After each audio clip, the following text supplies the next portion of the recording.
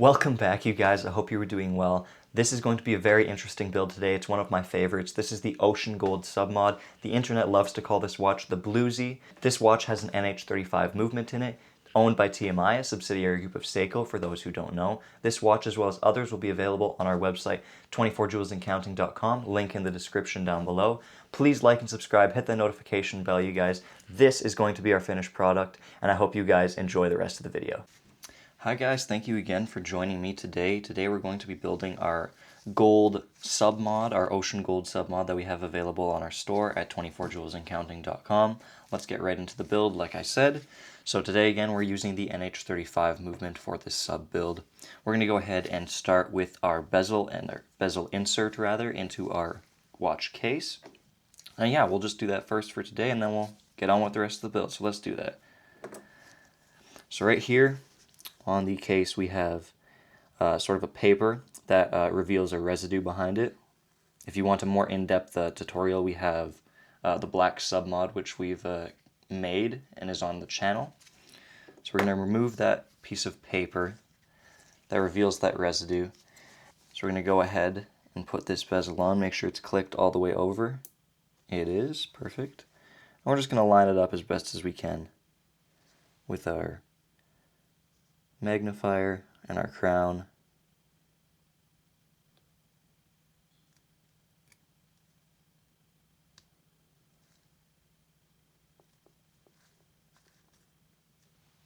Just like so. And we're going to push it around on all sides. Grab our movement.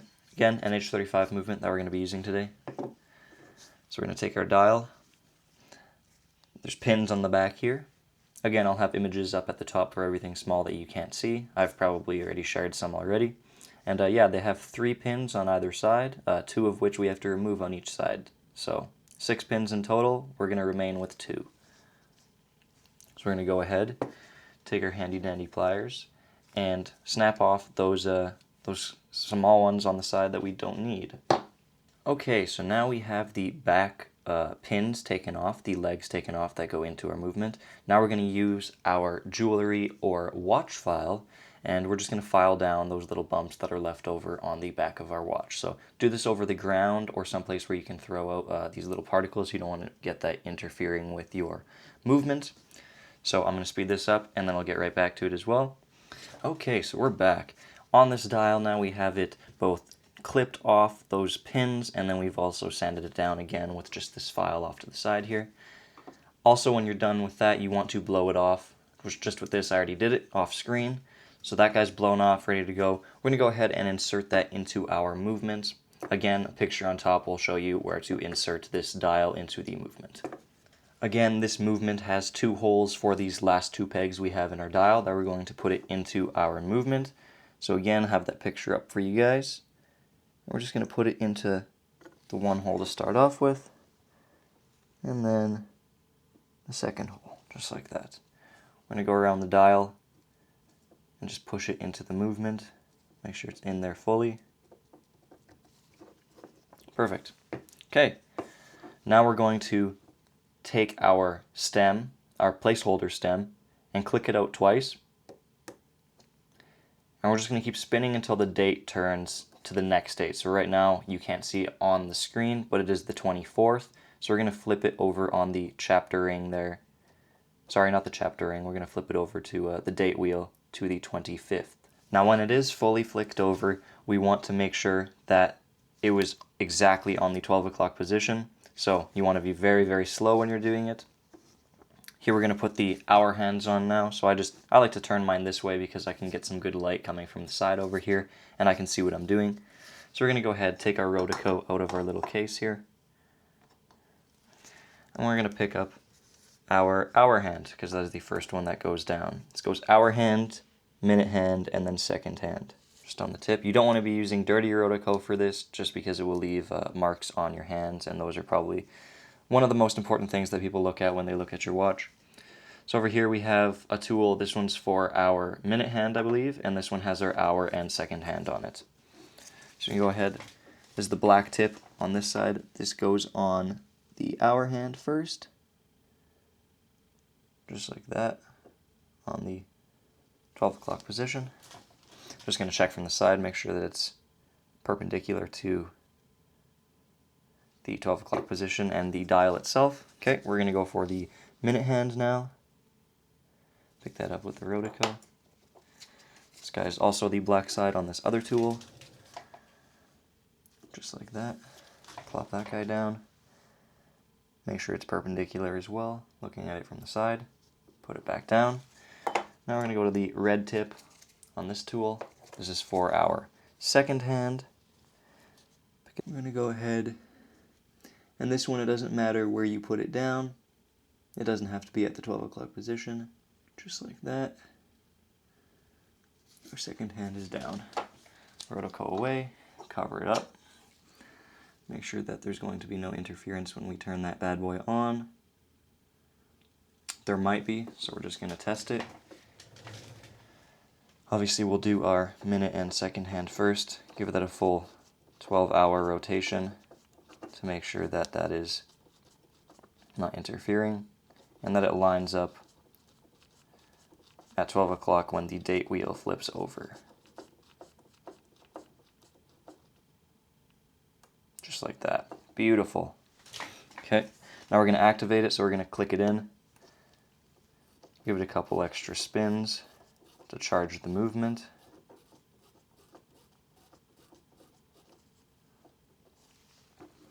And I always like holding it up to my eye level, just at my angle here, so I can see where that second hand is going. If it's tilted up, if it's tilted to the side, no interference, which is great. So we're going to deactivate that by pulling it out twice again. It is tilted slightly, so I am going to move it a little bit to the other side by just putting a little bit of pressure in the angle that you want it to move. Perfect. Just like that, we are ready with our hands. Give it a couple blasts of air just to remove anything off the dial that you don't want to see on it, like dust and such. Give it a little bit of an examine here. I don't see anything on it, no smudges, nothing. If there is smudges, that's when you use, of course, the Rotico off to the side here. We're going to go ahead and take this case back off our watch.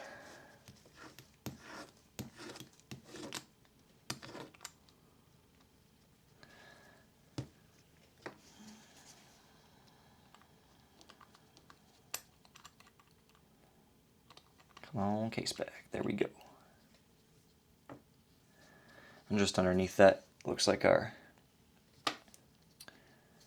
little gasket got stuck underneath it. That is okay, we'll put that in after. Sweet. So there's a little bit of gunk in there. I'm gonna take this blower, I'm just going to blow out the case. Give it a little bit of an examine under the light and see if there's anything on the inside, outside, etc.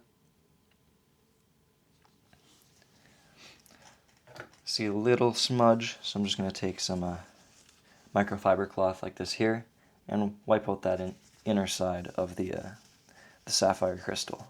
And again, blow it off if that microfiber cloth was carrying anything small that you don't want to see on the inside of your movement, or the inside of your case rather. Again, quick peek. I see nothing in there, which is great, so we're going to flip it back over. I'm going to flip our movement over and just our case in our movement case here, movement holder rather. Move that rotor out of the way. So now we're just going to grab one of our screwdrivers and take out this fake placeholder stem. You're going to move that rotor out of the way, and you're just going to press down on the area that I tell you to with an image, and you're just going to pull it out with it pressed down there, and then you're going to release it, it's going to go back down. Put that off to the side for now. I'm going to flip our movement over here. Perfect. Again, we're just going to check for anything on the hands, on the watch, etc. I'm going to put that down over here, and then we're going to put our case back on. Again, examine under the light. Wonderful. Okay. We're going to go ahead and put our case down on our movement.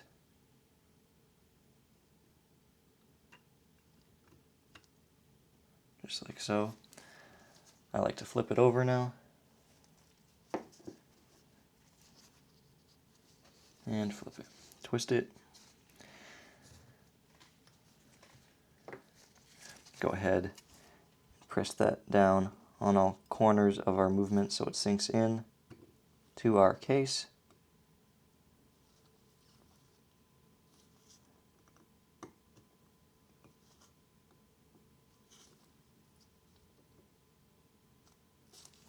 Perfect. I'm going to go ahead, take that crown off.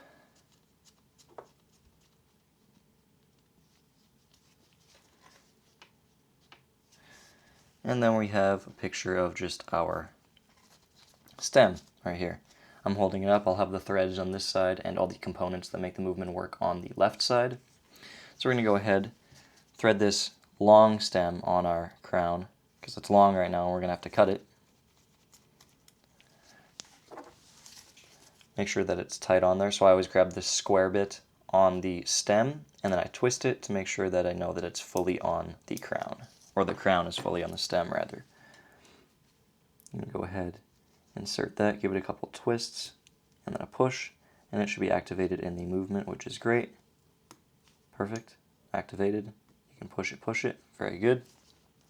We're going to go ahead now, and since it's perpendicular to the threads on the case and the crown is in the right position, we're going to take our ruler, our measurement tool, and we're going to measure between the thread on the case to the threads on the crown and what that distance is. So for this particular watch, it's looking like it's 5.6. Perfect. That's what we'll start with. That will be our measurement. So I'm going to take that, put this guy down to the side, leave this alone for the moment. Do not put it back to 0.0. We're going to go ahead, grab, in this case it will be our screwdriver, and just take out our movement. Again, with our tweezers, we're going to grab that square bit and twist our crown off. Put our crown down the side. And for the stem, we're going to measure that distance on the thread side of the stem. I like grabbing a Sharpie off to the side, and with the Sharpie we're just going to mark down on that stem that distance. Perfect.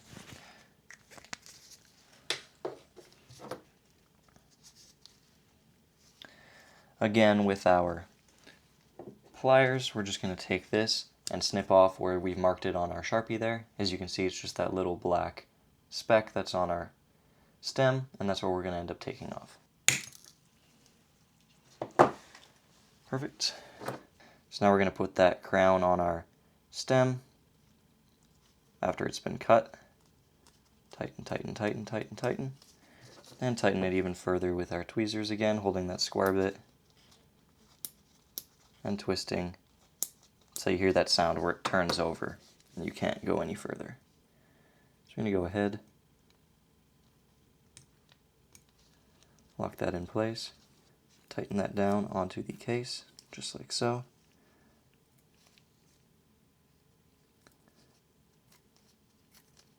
And that is looking absolutely great.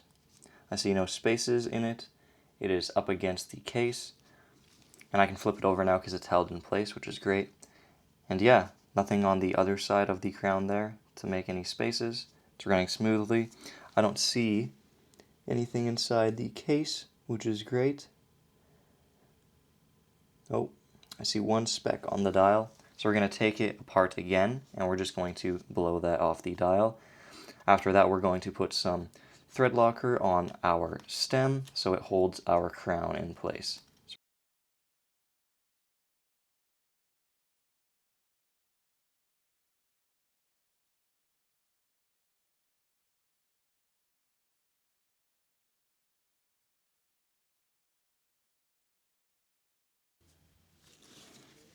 Perfect.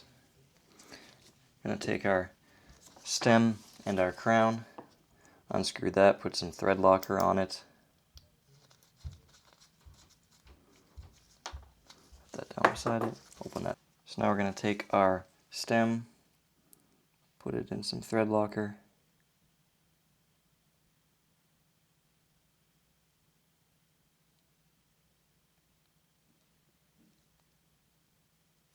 Just like so.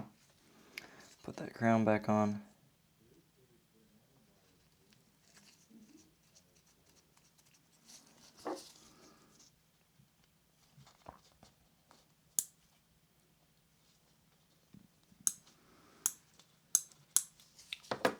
Just like so. Push that back onto our case. Twist that down.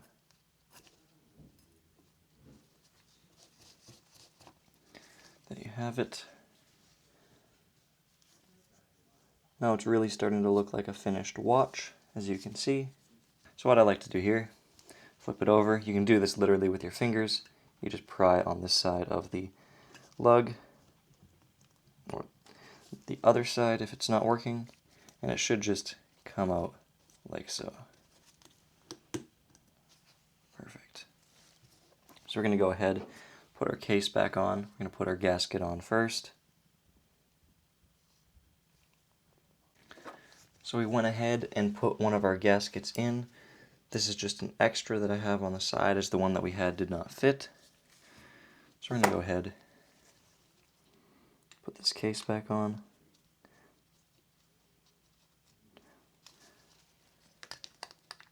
Gotta line it up with your fingers first.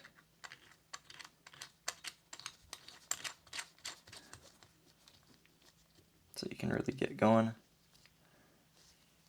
Then grab our trusty rubber ball and give that a couple twists down. Perfect. That guy's on. Just a little dust I'm going to clear off there. Okay, so we're going to flip this guy over. Well, actually, I need to show you guys this first. Our bracelet just up here. The opening to the clasp, if you can see it, is on this side right here. And the top of our watch is on this side, on the left.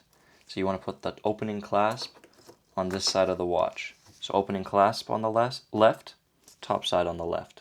Clasp left, top side left. So we're going to go ahead, flip this over like this. Make the exact same rotation for our bracelet. Move some of these tools out of the way. I'm going to go ahead with our bracelet and these lugs that we took out earlier just on the side. We're going to insert one on one side. Always go through the back of a watch just to prevent any scratching. I'm going to go ahead and grab not our tweezers but our small screwdrivers. Push in the one side. Make sure that that's lined up nicely. And then we're going to go ahead and push in this other side. Just like so. Making sure they snap in place. Give it a couple wiggles, couple tugs, make sure that it's in place. I'm going to go ahead, do the same thing to the other side. Push in one side first, like so.